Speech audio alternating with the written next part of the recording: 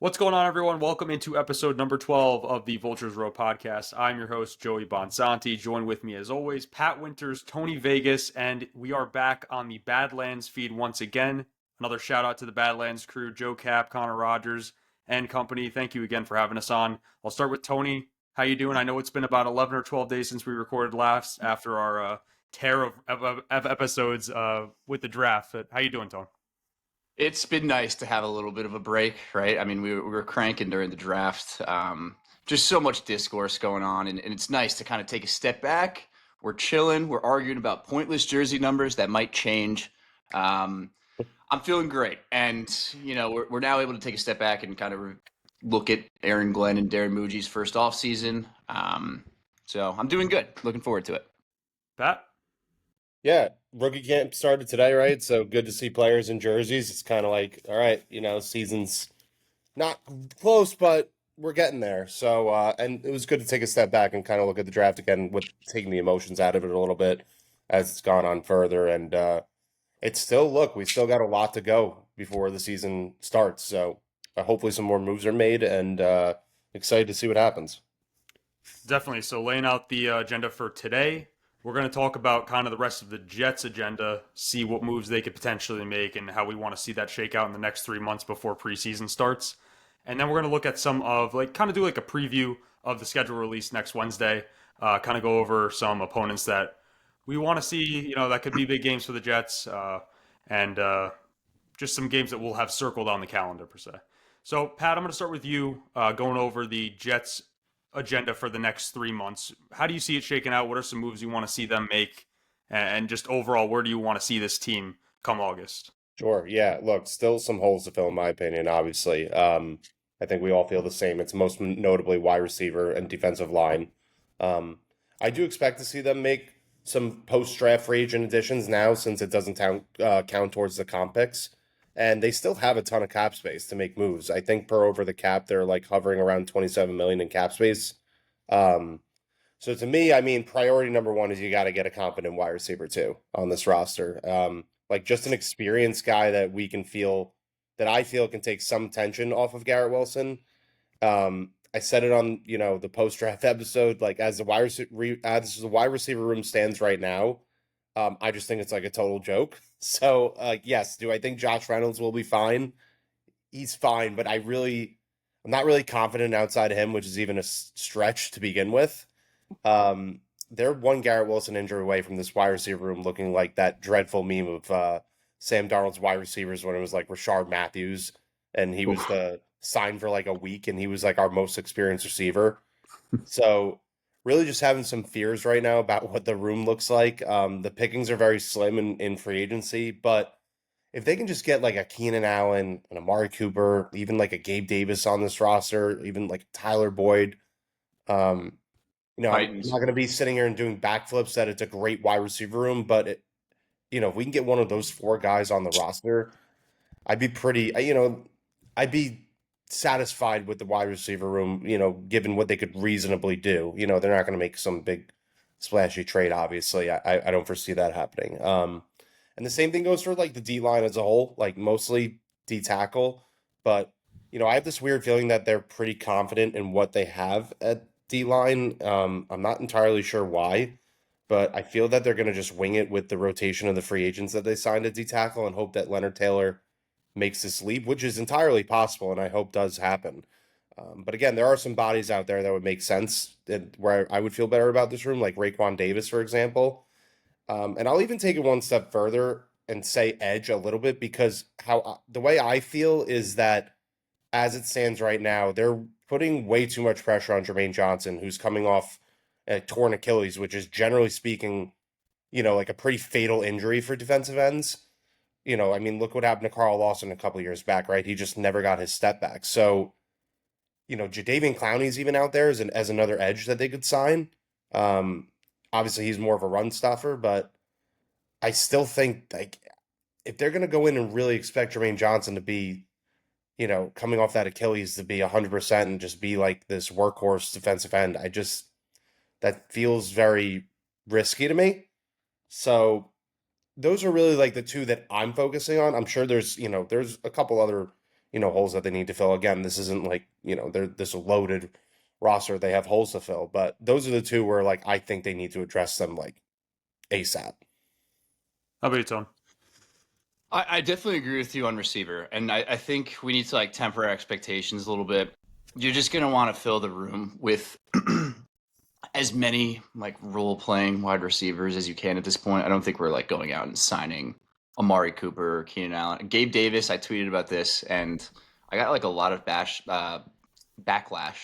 And it's like, okay, I understand, he didn't have a great year, but he at least offers a skill set. And, if you go and just go do me a favor and sign on to, NewYorkJets.com and just go to the unofficial depth chart, look at the receiver position. It is bad. Like Pat said, it's like that Rashard Matthews, Clyde Gates vibes. So receiver, yes, they need one more body, maybe push Gibson out of the room. Like, I don't know. There's just guys in there that don't really do it for me. So that's definitely, a need. Defensive tackle, I don't think they're going to do anything. It just seems like they signed a bunch of bodies to, chew up reps next to Quinnen, and that's kind of the way they're going to go with it there. Obviously, Leonard Taylor, he's going to have a really, really big role. It seems like they like him a lot. At least, the moves that they've made this offseason suggest that. So he's definitely somebody I would look out for like a breakout year next year. And if he doesn't, then they'll look to replace him and put somebody next to Quinnen long term. And edge, like Pat said, I would just rock with it. I would rock with the room. I mean, you have all those high priority undrafted free agents like Watts, McGregor. I've been saying this. It's going to be like an experimental year where this coach and GM just got hired. They're on the same time. They're on the same wavelength in terms of the timing of their contracts. They're in no rush. I think they want to see how some of these like back end roster players perform, and if Watts becomes a decent like edge rusher, that can stop the run and has a skill set, then it's like, okay, that's something we don't have to fill in next year when it seems as though they're going to start spending a little more money and ramping this thing up. It seems like it's going to be a 2 or 3 year plan for them. I'm not looking for, veteran band-aids right now. It doesn't seem like they are either, clearly. And it really just one thing that kind of stuck with me. It just makes me think like they should have just eaten all of Aaron Rodgers' dead cap this year in year one, and went into next year with nothing, no strings attached. But beggars can't be choosers. I thought it was overall it was fine. They got a give them quarterback. like no flexibility though. I'm sorry. That wouldn't give them like any more flexibility in theory, I think, right? Yeah, they would be pushed against the wall, I feel. For this year, yeah, who cares? It's year one, But with that being said, I'll kind of transition. I agree with a lot of what you guys said. I think that the pass catcher is going to be one of those things where they will address. I don't think it's going to be in free agency, though. I think it's going to be a trade. I think they trade for one of the Packers wide receivers. I think That's a good point. I think it's Romeo Doubs, honestly. And the reason I say that is because Wow. Garrett Wilson is the one, right? There isn't really that two. The Tyler Johnson, Josh Reynolds pipeline of wide receivers is a wide receiver 3. Romeo Doubs is a bigger dude. He has proven that he's he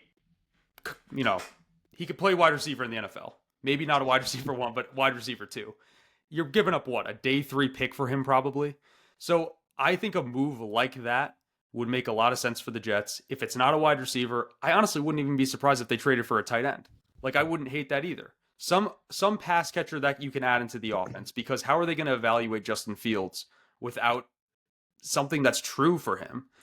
Like Pat said, if Garrett Wilson goes down, how do they evaluate Justin Fields? You Right. just can't. There's no one to step up. So I think pass catcher in some capacity, probably at the trade level for me, is going to happen. I really truly believe that. I think Romeo Dubes. I think that's like an internet trade. I'm going to throw that out there. I Why? think Connor Rogers actually said it on this feed. He called it a blogger trade. So Is it? yeah, not a I mean, why blogger. would the Packers get rid of a good receiver? Maybe Well, they just drafted Matthew Golden. There's too many heads in the room. There's I too get many it, heads in the but room. they're probably going to keep Dobbs and cut somebody else. Maybe look at the waiver wire for a receiver. If the room gets too full, you don't have to give anything up. You use a waiver wire, pick up there, just to get a body in there. But I think, look, I get what I'm not saying this next whatever receiver they get is going to be this focal point of the offense, because I do think at the end of the day they're going to run this offense. It's a run first offense, obviously first, right? They're going to pump Garrett Wilson with targets, and I think Mason Taylor is going to be really involved in this offense as well. And I think they're going to use Brees out of the backfield too, right? So that's going to be most of their receiving targets, hopefully. But you need somebody to take attention off of Garrett. And I don't think the way it's set up right now, like from a passing game perspective, they're going to double Garrett. Like he's going to be the guy that they pretty much focus on. And then what happens from there? It's going to go to like you're relying on Mason Taylor, who's a rookie that, we don't really know about yet. You can only dump it off to Brees so many times in the backfield after handing the ball off to him, right? So they just need some, like, to me, Amari Cooper would be perfect for this team. I don't know how expensive he would be, or, if he doesn't want to go to a team that, he wants to go to a contender, but Amari Cooper would be perfect. I feel he would be a perfect complement to Garrett Wilson. And I would take Dobbs over Cooper at this point. I would. If he's available. Cooper's guaranteed to be available. That's the thing. I wouldn't rather give up an asset. So if you're asking me, if I had to give up an asset for Dobbs versus sign Cooper for a year, again, What is Cooper though? What is Cooper at this point? You saw him he's go to an the NFL Bills. receiver. Yeah, he's an NFL receiver, but he went to the Bills and he was a complete non-factor. Like, we're not talking about a guy who went to the Bills and had a decent end of the season. He sucked towards the end of the season. So what is he? What is Keenan Allen? What is someone like that going to do in this offense?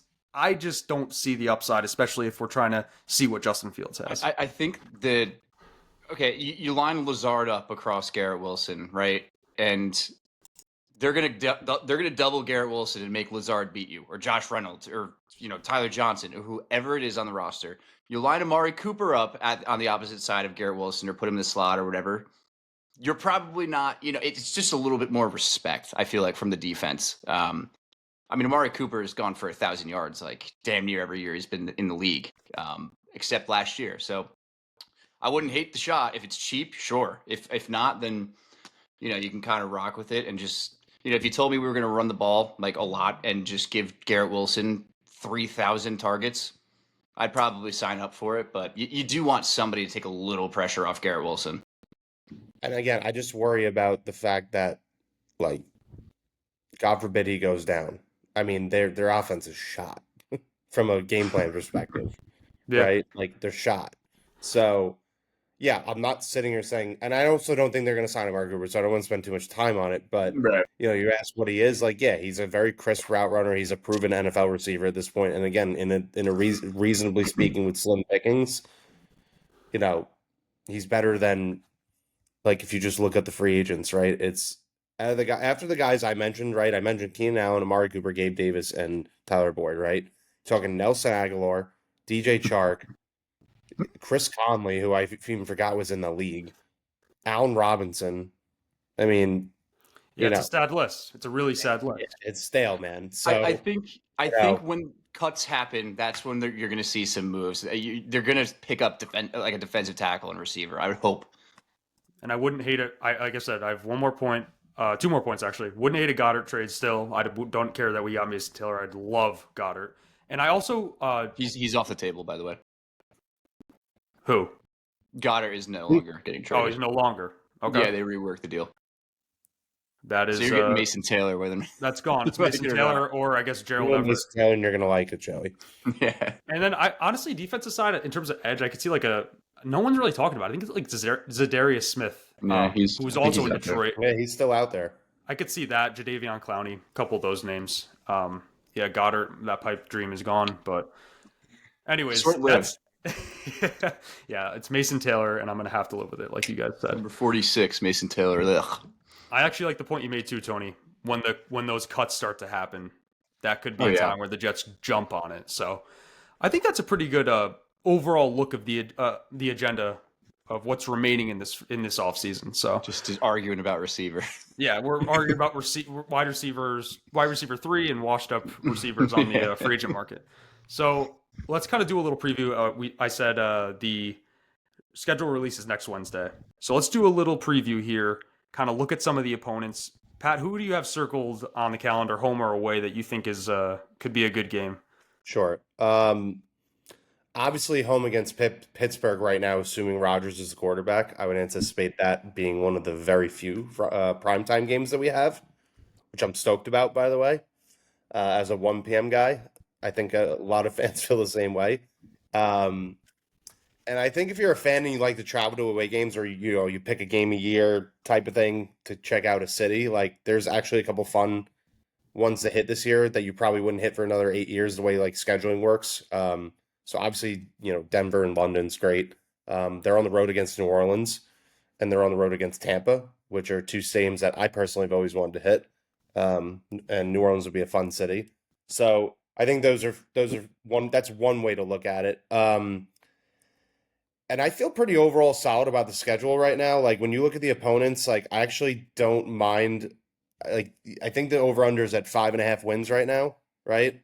I feel like they can have a lot of close games that with hopefully better coaching, they can just be better situationally and, get over the hump because a lot of games they were obviously in close and they lost like pretty much every close game last year. I'm not going to go back in the last year, but let's just go down the list for a second, right? So they're home against Buffalo, Miami, New England, obviously.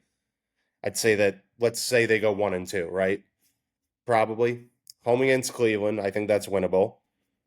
Pittsburgh, probably a loss. Atlanta's winnable. Carolina's winnable. Dallas is probably a loss. Denver's technically a home game, even though it's in London, but probably a loss. So home games right there, I got 4 maybe wins, right? Or they could be favored in, let's say, right? And then the away games, again, I'll say they go 1-2 again, so I have them 2-4 in the division, right? So probably splitting with Miami and New England and losing both times to Buffalo, right? Something like that. Baltimore, probably a loss. Cincinnati, probably a loss. New Orleans, I think, is winnable. Tampa, probably a loss, but not as much as they like win a game that they shouldn't win and they lose a game they shouldn't lose. Like I could see them beating Tampa for some reason. And Jacksonville is winnable, right? So to add that all up, I have that would be in the winnable category. I had them around like 7 wins. And that's before we even see how this all shakes out in terms of scheduling. But pre-schedule release, I think I'm taking the over 5.5 wins, and I think it's like at -155 right now for most places. So that's the way I'm looking at the schedule. I'm excited to see how it comes out, though. Tony? Yeah, I mean, I would absolutely slam over 5.5. This team just doesn't seem like a 5-win team. It just seems like, but it could be a trap line. They get you on these a lot. So, but I mean, you got to think the coaching is going to be better. I would think the quarterback position is like, I don't know. It's truly an unknown. It could be a wash. Fields might be a little bit more effective. There's no way to really predict, the most important position on the team. So we're certainly a wild card. I just think that they're not accounting for the amount of close games that we've had over the past couple of years that just came down to poor coaching. I mean, it was the coaching staff was an absolute embarrassment last year. And, if Aaron Glenn is what we think he is, and we're all very excited about him, I view them. I think the line should be 6.5. I mean, then it would be a little more interesting, right? You think they're like 7, they're a 7-win team or a 6-win team. That makes sense to me. But 5.5, I mean, I would just slam it, especially as a Jets fan. It's a no-brainer. It's a pretty light schedule too. I mean, there's not a lot of games where I'm like, okay, this is, it's going to be an absolute battle. I mean, we're not that good, so they likely will be battles. But This is where we get caught in the trap. we want to what? This is a bad idea because this is such a great activity to do at the bar. I mean, you sit there, you go, okay, WWLLL, and you end up and you you have the shitty Jets going 13-3. It's like Yeah, happens like every last year. year. I mean, Last year, I mean, it was automatic. It's complete. I wish we have record of us going through, the wins and the losses with Rodgers coming back. But obviously, that Steelers game is going to be electric. You got to think that Aaron Rodgers is going to the Steelers with the way they've addressed the quarterback position.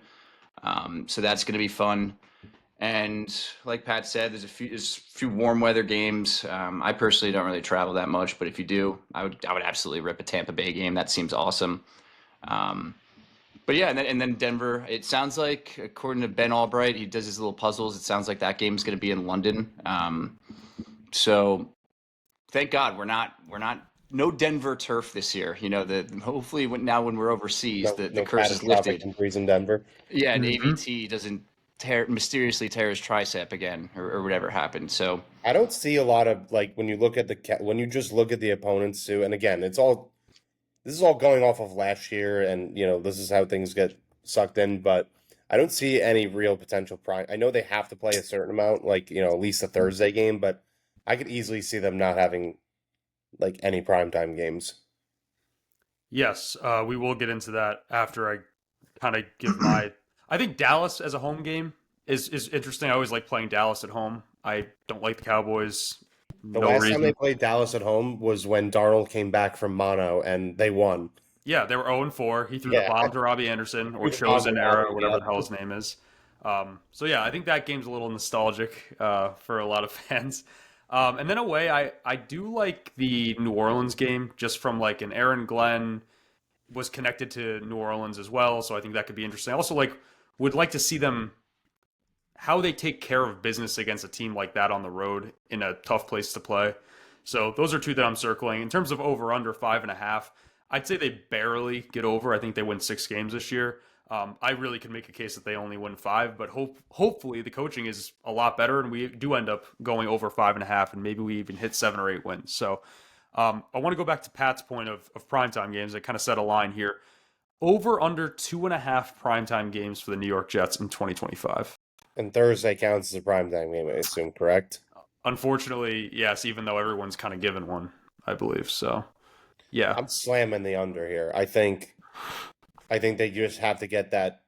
I could see them getting the Thursday against like Jacksonville, like the here's the here's the Thursday game we have to give you, like every year. Like remember when it was like that Thursday game could easily be the like the draft bowl, at the end of the Yeah. season where it's like every year we're like, man, if we just lose to Jacksonville, we'll finally get that we'll get the first pick, we'll get the second pick, right? and and we always beat Jacksonville.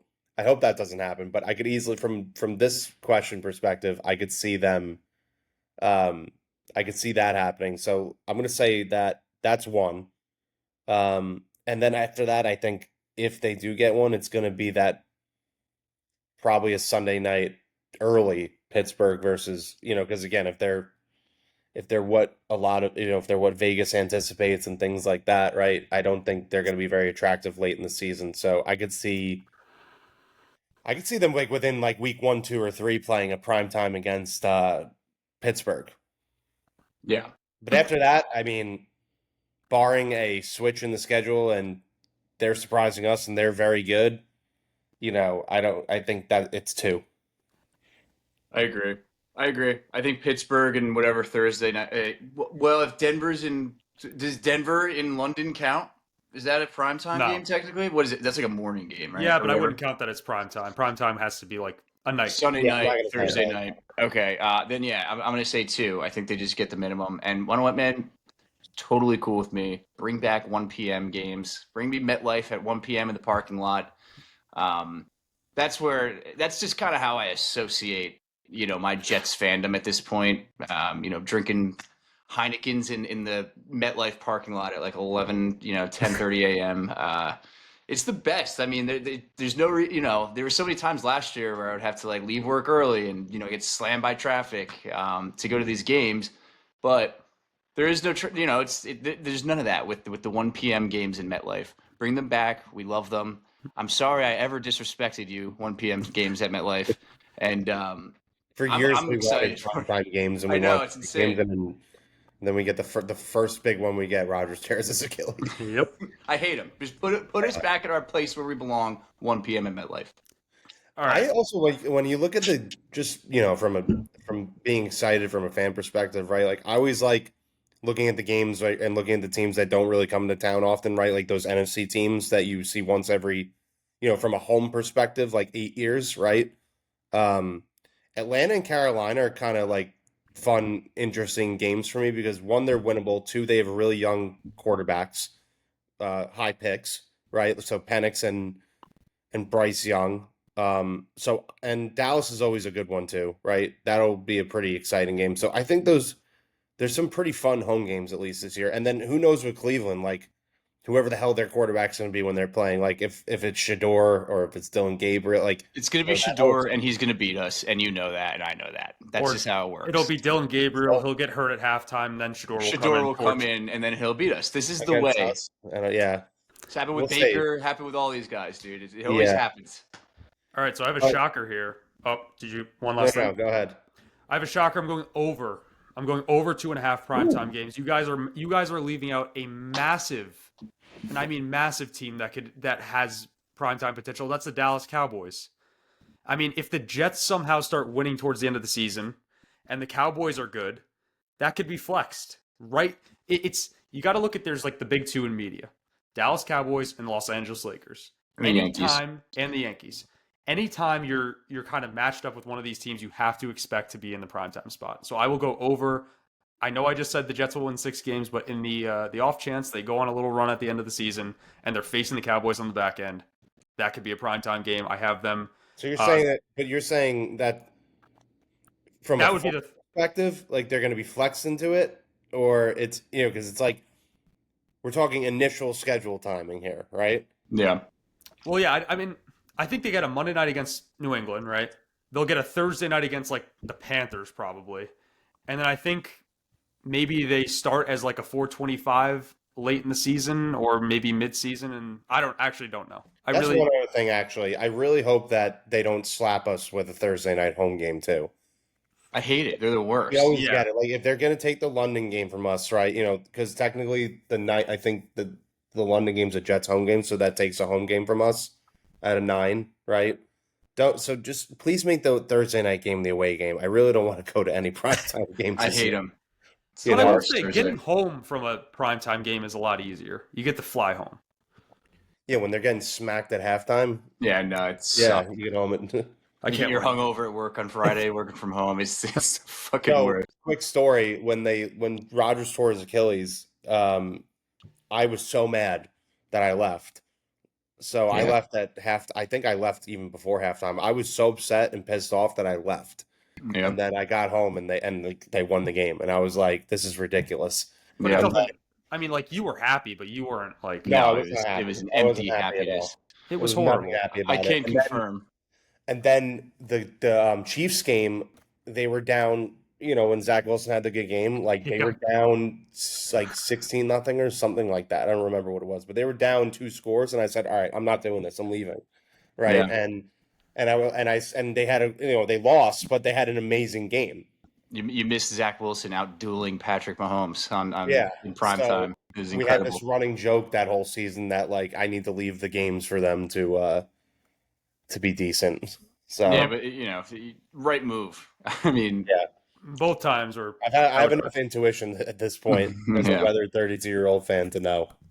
So, all right. Well, you probably don't want to hear any more stories about Rodgers tearing his Achilles. Can I do one quick thing? I'm gonna do something real quick. I'm gonna ask you two. We don't do this a lot. I love it. I'm gonna ask you two guys. Flip the script. All right, grades. Don't even give an explanation. Just letter grades. Membu wearing 70. hey, I'd give it a B+. I would give it a B. I wanted him to wear 69. Mason Taylor 46. I think it's going to change, but C+. F. D. Is there AZ Thomas 23? I'm getting who's that corner we had? Dexter McDougal vibes from that one, so I don't like that. Give me a B-. A+. A+. I mean, Jordan, come on. Aaron Smith 82. F. Morin 27. I think that's pretty elite. Solid. I'll give it a B. Yeah, I like that. I would give it a B+. Isn't Xavier Gibson 82, by the way? He switched to 3. Yeah. And I would give that a B, and I'm not even going to bother with the stupid Miami picks because I hate both of them. So now we go a 51. I like that though. Great. Don't skip over my boy. He can wear 51 on the What's bench. Barron wearing? I didn't even look. 94, which pisses me off because that's a great defensive line number, and I don't want to waste it on him. This is how I feel about the Miami guys. Tony with the off-script questions. I love it. Yeah. It's probably the first time it's happening. Taylor's going to change his number. He will. But I'm okay with I'm good with a number 46. Like I think it's so out of the box. Try and revitalize a number, something like that. if he's good, everyone will love it. If he's bad, everyone will hate it. That's how it goes. So, just want to thank the Badlands crew once again for letting us hop on the Discord feed. It's truly an honor. We love doing it. Make sure to go follow us there on Twitter at NYJ_Vultures Row. Go follow Badlands, of course. Best Jets content out there. Truly mean that. Do you guys have any closing thoughts on the Badlands feed? Obviously, it's kind of a slow time of the year right now, but with the schedule coming out, and we'll be going into more like positional breakdowns and stuff as the summer goes on. But yeah, looking forward to the season. Hopefully, coming up soon. Absolutely. And shout out Joe, Connor, Will, all of them. It's always fun to hop on and clown around on the feed. So shout out, give them a follow, Badlands TOJ, and obviously follow your boys too. So we'll catch you later. Yeah, next time we see you, it'll be schedule release, dropping that on Wednesday or Thursday. So we'll see you guys then. Peace out.